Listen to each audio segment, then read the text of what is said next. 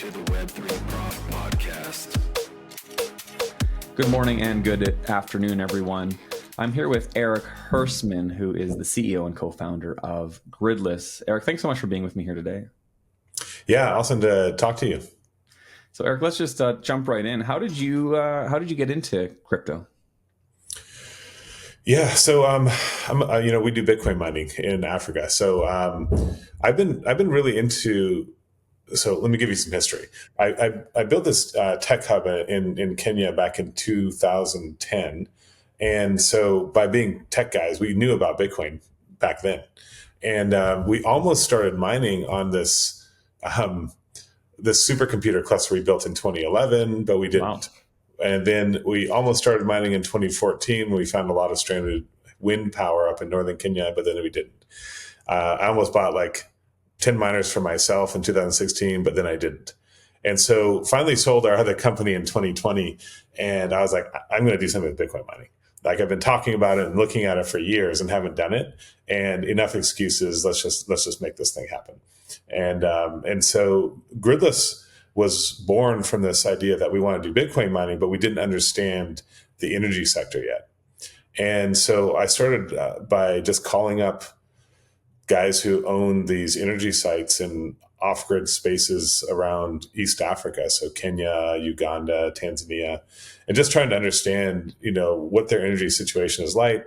What is the demand on that electricity for the community? What does it look like?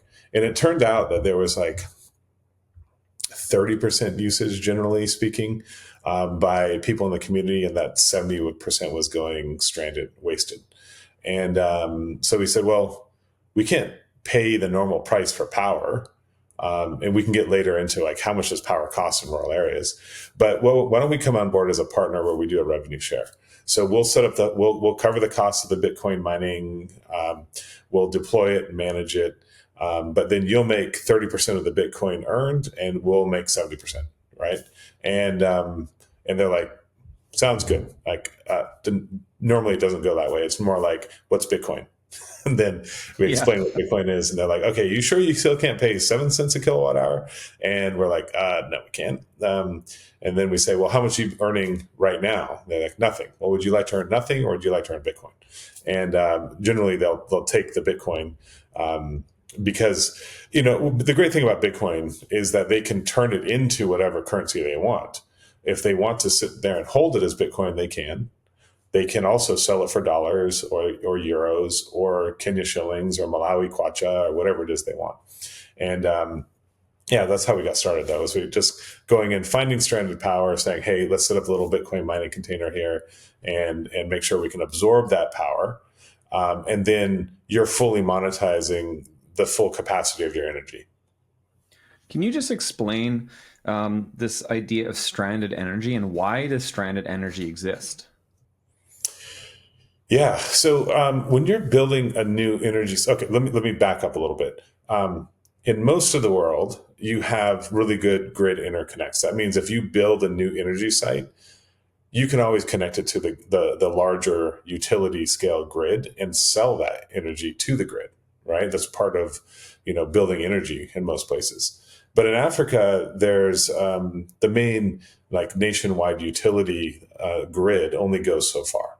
And there's, 1.2 billion people in Africa, 600 million of them are on that grid, and 600 million of them do not have any electricity at all. And so they live, 80% of those people who don't have electricity live in very rural off-grid setups. And so the only way to get to them is by building off-grid energy and building mini grids that connect them to that energy. And so it's a very different setup than you would find elsewhere in the world. So if you're going to build that energy close to this community that doesn't have anything, you generally overbuild it because you're trying to build for where they'll be in 20 or 30 years' time. And so you might build a 1 megawatt site when the capacity usage in the community is only 200 kilowatts at first. And you're designing it to say, okay, well, sure, when we turn on this at first, most people are just going to buy an LED light bulb or charge their mobile phone. But in 10 years' time, they're going to buy a refrigerator and a TV, and they're going to have more energy draw. In 10 years' time or in 5 years' time, we're going to see, 3 new grain mills get built, and there's going to be a cell phone tower, and there's going to be these things that draw energy, and that industry will get going. So, but there's this delta then between when you build and 10, 20 years from now, that there's a lot of stranded power, and that's where we come in. So these energy sites I guess they're being built with a lot of foresight, which is great. But you're kind of like stepping in the interim and providing revenue for that energy facility. How important is the revenue that you are providing by buying power from them? How important is that for that energy facility, for their financial viability into the future? Yes, it's really important. So we effectively come in as a real-time buyer of last resort, right? So it means we can do, and what you need to understand about Bitcoin mining is that we can turn off a Bitcoin mining machine within under 1 second. So if somebody flips a switch on in their house, or they turn on the maize mill, or they or the local clinic turns on its lights at 6 p.m., we turn off miners immediately. So the community always gets first draw on energy, and we always are the buyer of last resort. And we're a real-time buyer of last resort, which means that we can adjust our usage, immediely. So what happens is that, first of all, nobody else's energy is affected. Second, for the energy developer, they've been working under this really heavy burden where they barely are able to cover the costs of their own staff. They definitely can't expand the grid. They can't even afford new meters to put into people's homes or businesses.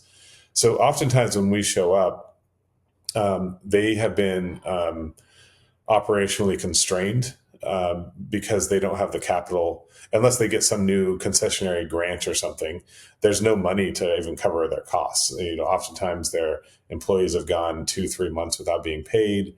Everything's pretty tight. And so when we show up, all of a sudden there's this like this weight off the shoulders of the energy developer and the grid itself, where all of a sudden there is real revenue coming in that they get paid every day. And they can decide to liquidate that Bitcoin every day if they want, or once a month, once a quarter. And so what we've seen is there's a couple of results. One is that they extend the grid, right? So we'll see, for instance, the site in Zambia, we set it up, and then a year later, I was back on site, and they had grown from 1,000 households with electricity to 1,500. They'd grown from about 500 businesses to 700 businesses using that electricity. Now, that's winning, right? In like in the world of human progress, that's winning, right? That is good. Like there is no human. Like the story of human progress is the story of energy, right? But for us, that means that we're mining less, right? So that means I need to have other sites that I can move my computers, my ASIC mining machines to. And so for me, it's always about finding a pipeline of new stranded energy that I can move these sites, move these computers to. So can you just clarify? So if the grid is only using like 30% of the energy, and they expand, like they added 500 houses and a couple hundred businesses, does that mean that in that scenario that they're now kind of maxed out, so you have to turn off? Or are there scenarios where they're expanding and expanding and expanding, but they're not reaching maximum load, so you can still operate your miners in these situations? Yeah, there's very few times where their demand hits the peak supply of energy, right? So even on like a small site for us in southern Malawi, it's a small 200 kilowatt site, and the peak demand might shoot up to 170 kilowatts, but there's still 30 kilowatts available. So there's a couple miners running at that time. But there's definitely times where we have to curtail ourselves significantly. So we might turn off half the miners in the container. And is that happen automatically? Like, is there the ability to say, okay, well, this is what the grid load is at, and all the miners instantly like start turning off, or is this like a manual process? we could not actually, even if we had somebody on site, it's not fast enough, right? So we have our, we have a background in both hardware and software design, building from the copper plate up for PCBs and everything, as well as IoT and internet connectivity. So what we do is we put on like the forebay at a hydro site, we'll have a water sensor to manage the levels and report on those levels. And we have another IoT sensor on the generator. So we have frequency data coming in. So that means when somebody turns on something on the grid, we get immediately updated on the demand, and we can adjust. So Gridless OS is the software we've written for this. We have a super ruggedized mini server that sits on site that we designed and engineered in our last company. And that is the brains of the operation and allows us to do a number of things. One is taking that IoT data from these different sensors to run the algorithms to figure out which miners need to be turned on and off in real time. 3 bonds like different connectivity services. So we take a Bitcoin mining container that we've designed in Kenya and built in Kenya, and then we put a Starlink on top of it, right? But that's not enough. Starlink goes off all the time. So we also bond that with a mobile network service, so a cell phone data service.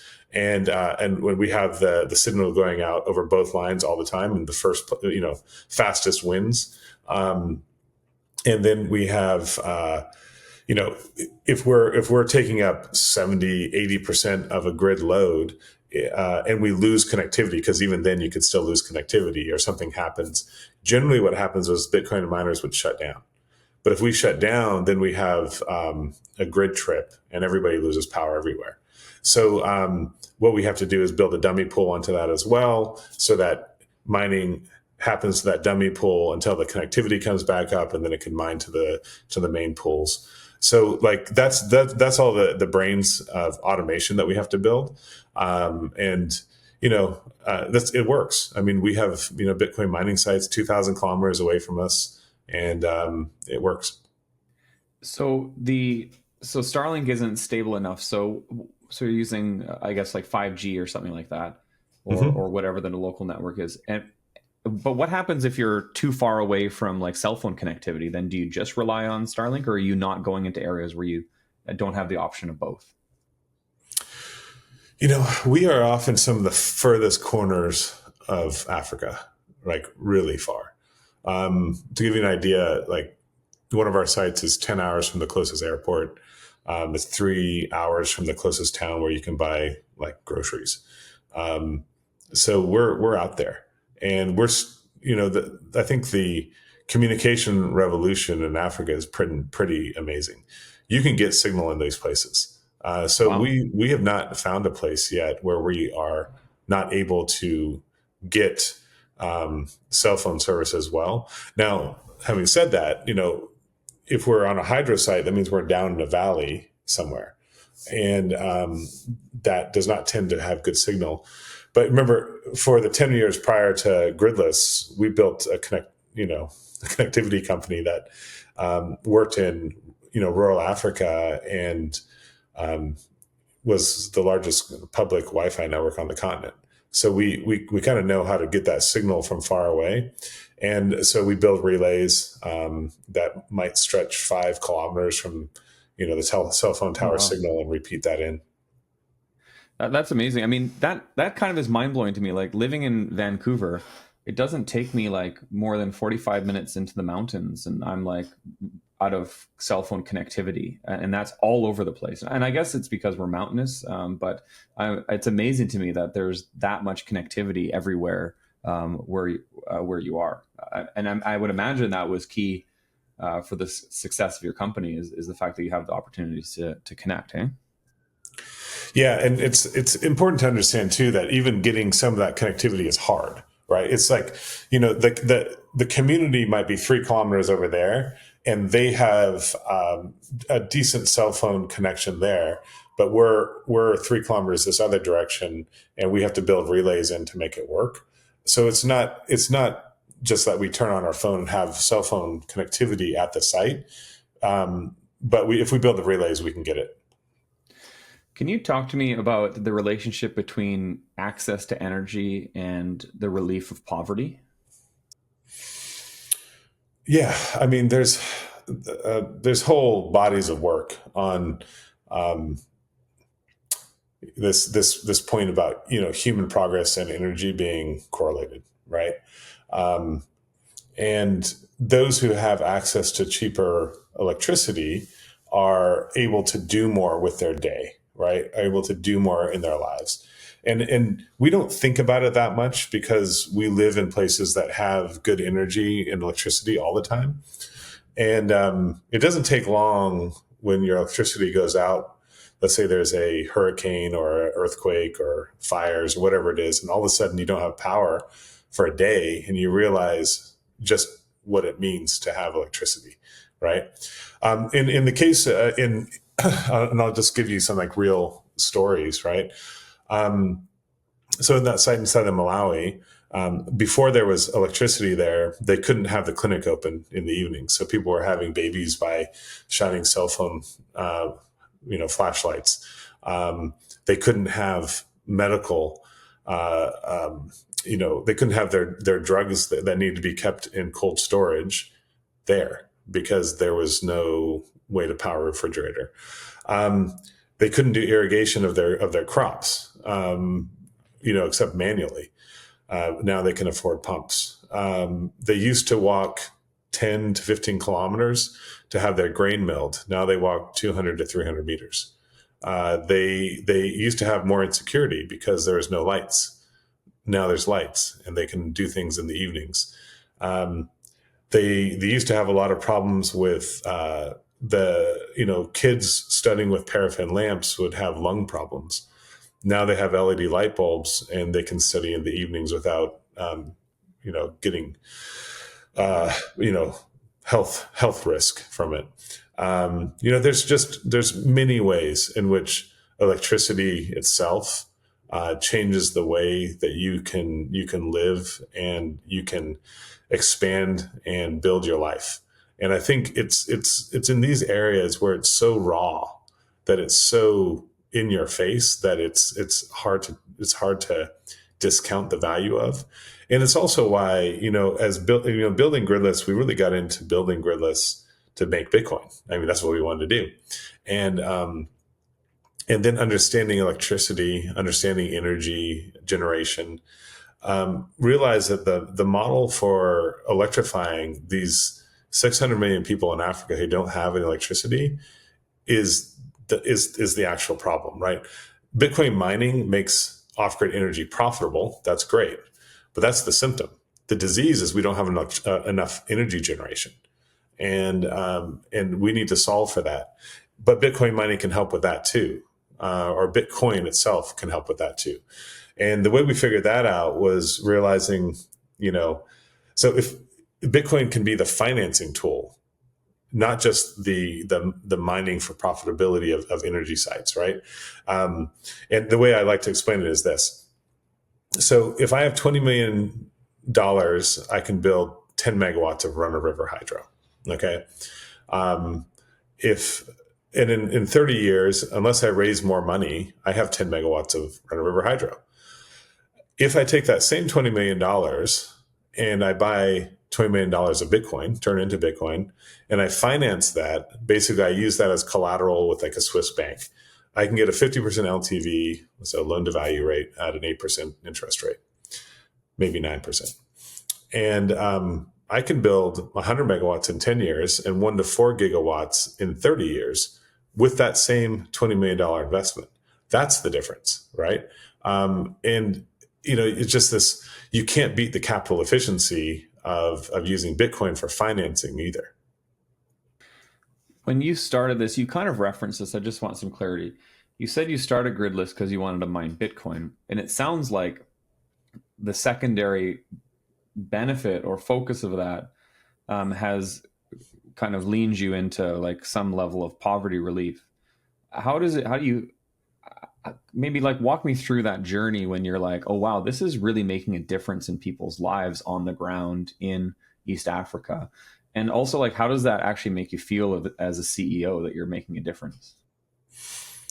Well, so Jared, I think what you have to understand is I have a long history of building companies in East Africa that are both good for people and make money, right? And so for me, finding out that this also um, was really beneficial to the community was fantastic, right? Like it's saying, oh, okay, this is good. At first, I thought we were only going to solve the problem for the energy generation guys, and that was great. I was very happy to hear that, right? Like Right. this could make more energy building, off-grid energy building sustainable. That's fantastic. But the fact that it could also lower the price of power or help get more people connected to power in these communities, yeah, it really just changed the way I thought about our business. And I think maybe so I ended up about a year and a half ago, like reading like 17 research papers on energy, like off-grid energy development in Africa. Cause I was wondering why more people aren't building this. And it turns out because it's a bad investment. Like it's just not a good investment. And when you only have 30% utilization of your energy, you don't get a good return on investment. All of a sudden with Bitcoin mining though, the realization was that you can get 100% utilization of your energy, and all of a sudden it changes the sustainability of that energy site and the profitability of the company doing it.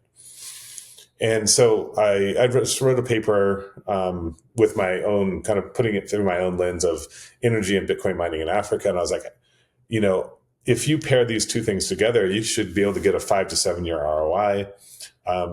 Go forth and prosper, you know. And I was hoping that people would just pick that up and run with it. And we haven't seen a huge, we haven't seen anybody pick it up and run with it. And so, you know, we were finally like, well, let's just do it ourselves. Let's prove to people that it can be done. And so we started doing feasibility studies in Malawi and Kenya on multiple sites, getting the approvals from the government and the community to build. We tend to stick with run-of-river hydro because it has the best LCOE, which is the levelized cost of energy. But we're not stuck with that. It's just the lowest cost energy to build, and it has a free input, which is water. Sorry, I just want to interrupt for just one sec. Can you explain run of river versus like a regular hydro dam? Yeah, so hydro comes in multiple forms, but in big buckets, it's like where you put a dam up and then you release water as you need it into the turbine.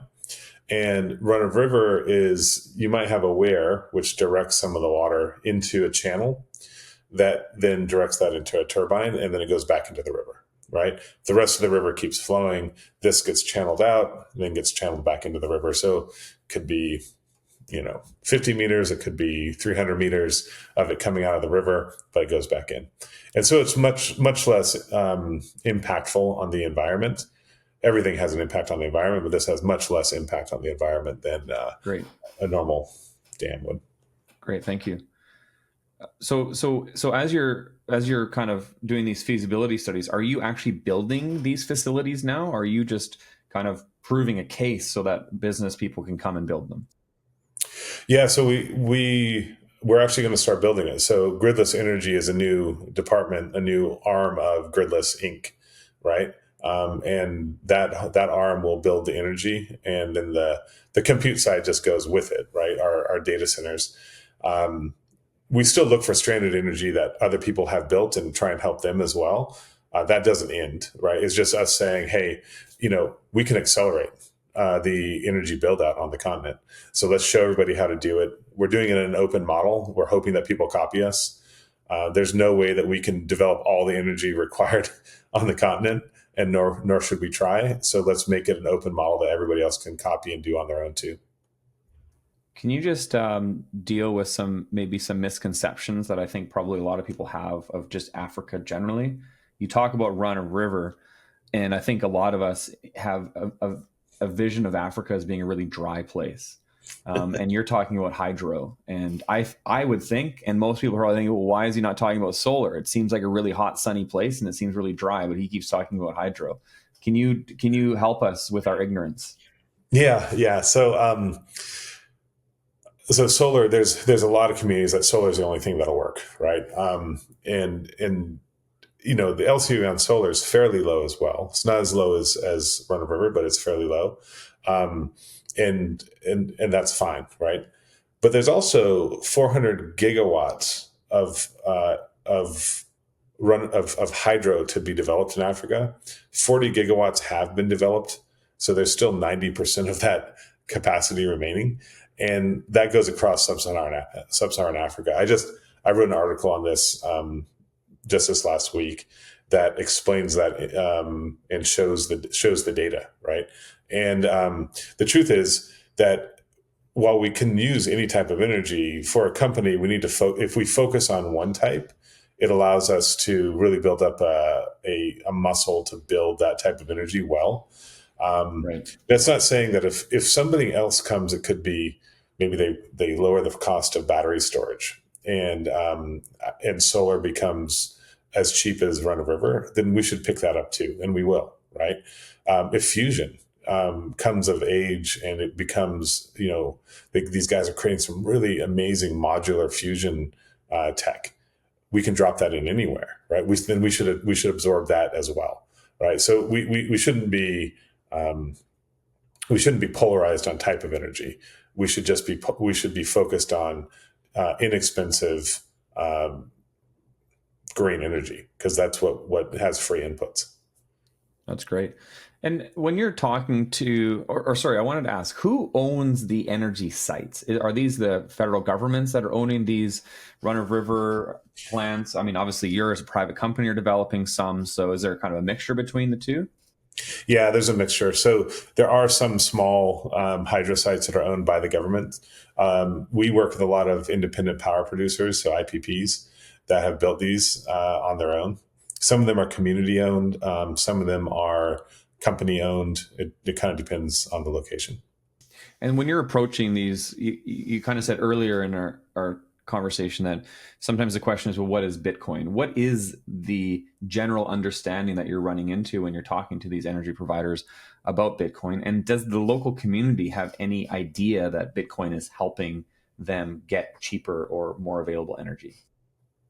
Yeah, there's not much understanding, even by the energy developers. So there's quite a bit of education that has to happen. We set them up with their Bitcoin wallets, show them how to use it, show how they can cash out of that Bitcoin if they choose into different currencies.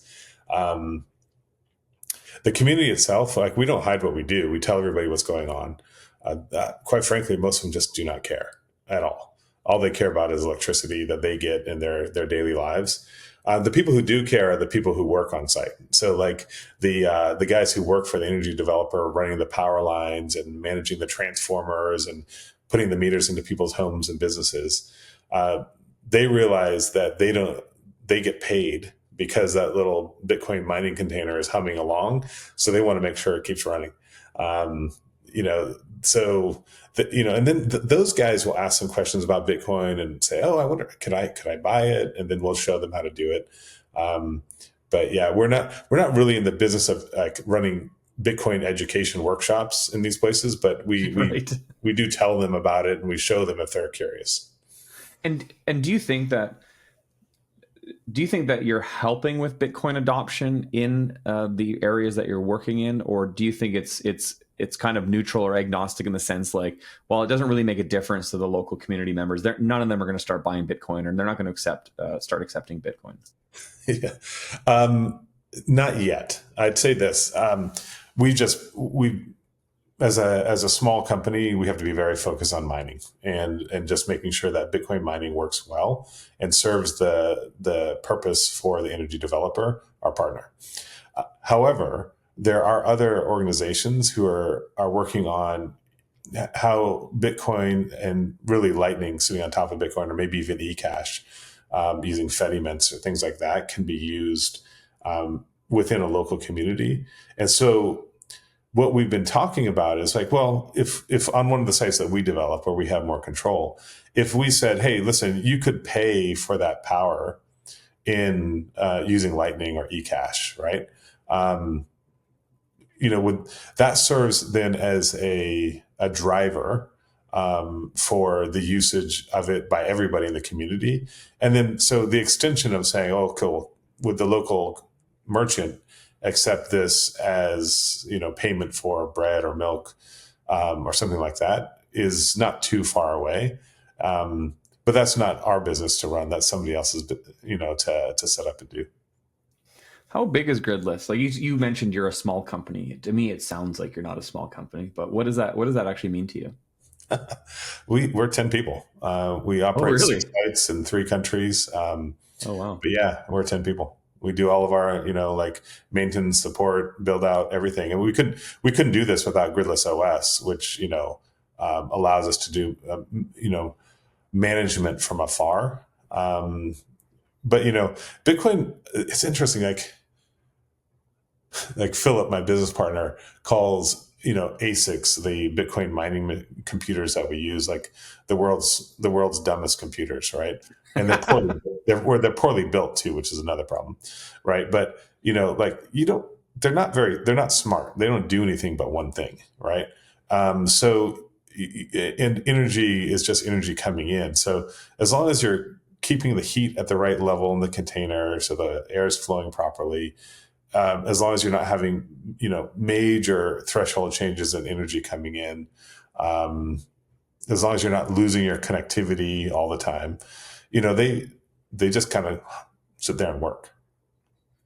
How often do you have to replace or update the equipment that you're using to mine? So it depends. Some sites we've had, with a lot of volatility, we had this. So those will have more like maintenance repairs needed than other sites that are more steady. Like we had this problem where I think we might do more like absolute real time demand response than anybody else in the world. And what I mean by that is like we're turning on or off miners, one at a time, 5 at a time, whatever it is, all the time.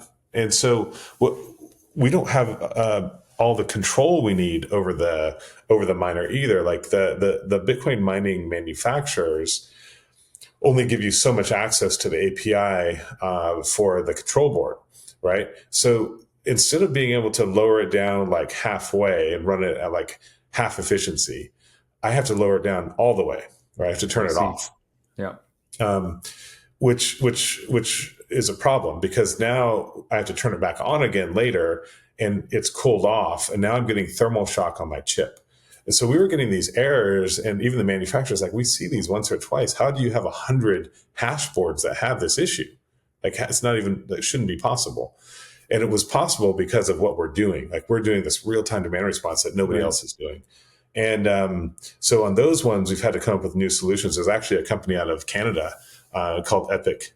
So they make their own control boards that we've been replacing the manufacturers with that are amazing. So like Epic really saved our bacon. They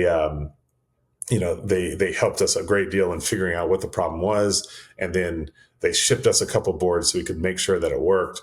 So we're able to resuscitate miners now in these far-flung places of Africa, putting in these Canadian like control boards on these mining machines that allow them to stay up, even though they might have a couple burnt out chips on them. Wow, that's fascinating. Yeah. Can you explain what Bitcoin mining pools are? And are you guys part of a pool, or are you a pool yourself? Yeah, Bitcoin pools are pretty simple. Basically, it's luck whether or not you are the ones who find a block, right? So a block is awarded to some miner somewhere, and that's actually some specific ASIC, right? Some specific little computer somewhere wins it. And so your chances of finding a block are very, very small. So what we do is we pull together our compute resources and with other miners around the world, and we create a large pool of us that has a better chance of winning. And then we get paid in Bitcoin every time a block is found. according to the hash rate that we've provided, right? So it's very, I guess, democratic is maybe the right term for this, and and that gives us some reliability of earning revenue. So yeah, we work with the pool that we started working with, that we still do work with, is Luxor. And they're a really great group of guys. They really know their stuff. Very, very useful, very helpful team. So definitely check out Luxor. And more recently, we've also been playing around with a new pool called Ocean. Ocean is helping to decentralize Bitcoin mining. Bitcoin mining pools have become very centralized. So, Gridless's two tenants are helping push electricity further to the edges in Africa and helping decentralize Bitcoin mining globally. Well, we also then want to work with pools that help decentralize Bitcoin pools, right. and Ocean is doing that. And so we're excited to we just are turning on one of our new sites, and we're pointing all the hash rate towards Ocean. And when you say the miner finds a block and you're rewarded for that, is that specific miner, does that pool get the whole 3.125 Bitcoin for that block, and then it's divided up equally amongst everyone in the pool? That's right. It's equally divided amongst everybody according to the hash rate that you have provided over that 10-minute period. And then what about transaction fees? Are miners the beneficiary of transaction fees that are paid on the network? Yeah, so Bitcoin miners get paid for two things. One is by securing the network, and we get paid by that new Bitcoin entering the world, so that 3.125, and by securing the transactions, right? So all the transactions that go have a small transaction fee, and that gets applied, and then the Bitcoin miners get that as well. Looking now at the price of Bitcoin sitting at, around 100,000 US dollars, and, not that long ago, maybe, 18 months ago or something, it was certainly a lot less than this. Maybe it was at around 40,000 or something. How big of an impact does the price of Bitcoin have on the success of Gridless? Not as much as it does for others. So most Bitcoin mining companies have a flat fee that they pay for their electricity. And it's maybe 4 cents or 3 cents that they pay for their electricity. And that means that they have to write a check every month to the energy partner for that energy. But Gridless does a revenue share. So instead of paying a flat fee for energy, we have an indirect cost, which is we have to pay 30% of our Bitcoin revenue goes to our partner. But that controls for us the downside risk, right, of really low hash price. And it also means that we don't make as much money when the hash price goes way up either, right? So when Bitcoin goes way, way up and everybody's making more money, we're still giving 30% of that away. But we think that controlling for downside risk is more important. What does the future of Gridless look like? Where do you see Gridless in the next 5 or 10 years? And also, where do you see Bitcoin in the African countries that you're working in? Where do you see the future of Bitcoin in those places? So Gridless, we're starting Gridless Energy, which is just part of bigger Gridless company. So in the next 5 years, we'll have built somewhere around 50 megawatts of new off-grid energy across probably 8 to 10 countries by then. And how many sites would that be? Most sites are under 2 megawatts. So that's at least 20 sites, maybe 30. Wow. And so, yeah, we'll have a number of sites. In fact, 2 of those sites are being built this year in Rwanda. So we have 1 site being built. So 2 sites in Rwanda, 1 site in Kenya, 1 site in Malawi are all being, 2 of them are being started this year. It takes, 18 to 24 months to build a greenfield site. And 2 of them are brownfield. So they'll be up in 6 to 12 months. So yeah, I expect to see a rapid amount of growth in new electricity that's coming online, and where Gridless can be the buyer of first resort on that new energy as the community comes into the full capacity of that energy that's being built near them. Where does Bitcoin go on the African continent? This is harder for me to answer because I'm a lowly, boring infrastructure guy. The usage of Bitcoin, I think, will continue to increase. For everyday usage, we're seeing a lot of stable coins, USDT specifically being used because people are familiar with the dollar. And so pegging their value to a dollar feels safer to them, even though it's actually, unless if they need to use that capital over the next 3 months to a year, they should probably keep it in something that's more stable. But for savings, Bitcoin beats everything. And so I think the usage of Bitcoin should be increasing, but probably not as fast as USDT. And then the store of value and maybe even unit of account side of Bitcoin will definitely be increasing. That's great. When you talk about building the facilities that you're building, your own energy production, you mentioned that you're going to be the buyer of first resort. Are you building the grid as well, or are you building a facility that has an existing grid and you're tying into that grid? So that mostly we will not be building the grid. So our job is to build the new energy and then do Bitcoin mining on it first, and then offer up a wholesale rate for that energy to somebody else to build the grid.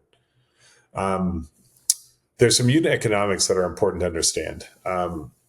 Bitcoin mining, how much do we get paid per kilowatt hour that we burn? Well, it's, we did the 6-year study on it, and it's generally between 7 and 11 cents.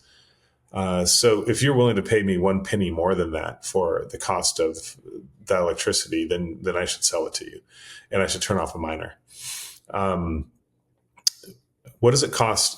In most of these places that we go that have somebody's built off-grid energy, what is the price of power? And what's the price of power for the places that we've called and talked to them? It's usually between 30 cents or over 30 cents to over $1 per kilowatt hour. So if I'm able to sell this now, if the Bitcoin network provides this global kind of market for the price of energy, and I know it's somewhere between 7 and 11 cents, if you're willing to pay me 12 cents, I'll sell it to you. Well, we've drastically decreased the cost of electricity in these communities then, where they're going to be able to get it at least half of what they normally would, maybe much, much less than that. So I think we're by this new model, we're not just solving for the availability of electricity in these places, which is the first order problem, but we're also solving for the affordability of electricity in these locations, which is the second order problem. That's amazing. Erik, I think this has been such a cool conversation. Can you just leave us with any final thoughts, and also where can we learn more about Gridless and the work that you personally are involved in? Yeah, sure. So, I'd say that most people think of Bitcoin as like a savings and money tool, but that it can also be a catalyst for energy, right? That's something that most people don't realize, and that can really move the needle, at least in our part of the world, but maybe in more. Where can you find out more about us? So we're Gridless Compute on both Twitter and online. So Twitter is the only place where we actually have a channel where we communicate with people. But our website's also out there at gridlesscompute.com. That's excellent. Erik, I truly, really have enjoyed talking to you. I do feel like you're one of the significant heroes in the Bitcoin community, really legitimately changing people's lives for the positive. And I think that's pretty honorable and respectable. And I think it's, the work that you do is really important. And so I hope that you guys just continue to kill it and offer these amazing services to people who are struggling with their daily lives to do things that we absolutely take for granted. It's an honor to talk to you, and I really appreciate your time. Well, Jared, thanks a lot for having me on. And hopefully it'll be useful for other people to hear about what's going on. And really, we do hope that other people do what we do. The idea is that we're just cutting the ground on new models that is open that anybody else can do as well. Awesome. That's amazing. Thanks so much, Erik. All right. Thanks, Jared.